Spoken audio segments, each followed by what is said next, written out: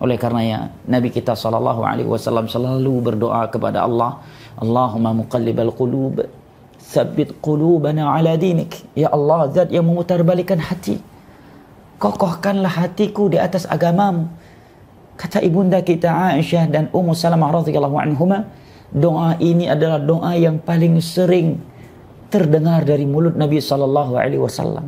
Allahumma muqallibal qulub, tsabbit qalbi ala dinik. Ya Allah, zat yang memutarbalikan hati, kokohkanlah hatiku di atas agamamu. Dan di awal surat Ali Imran Allah menyebutkan bahwasanya di antara kriteria ar-rasikhuna fil ilm adalah mereka orang-orang yang kokoh ilmunya, yang dalam ilmunya adalah mereka yang selalu berdoa kepada Allah, Rabbana la tuzigh qulubana ba'da idh hadaitana wa hab lana min ladunka rahmah innaka antal wahhab. Ya Allah, ya Tuhan kami, janganlah Engkau menyesatkan kami dari hidayah yang telah Engkau berikan.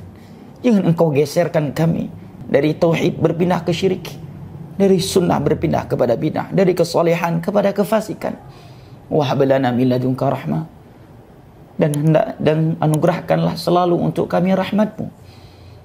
Itu doa dan kriteria mereka ar-rasikhuna fil ilm, orang-orang yang kokoh ilmunya.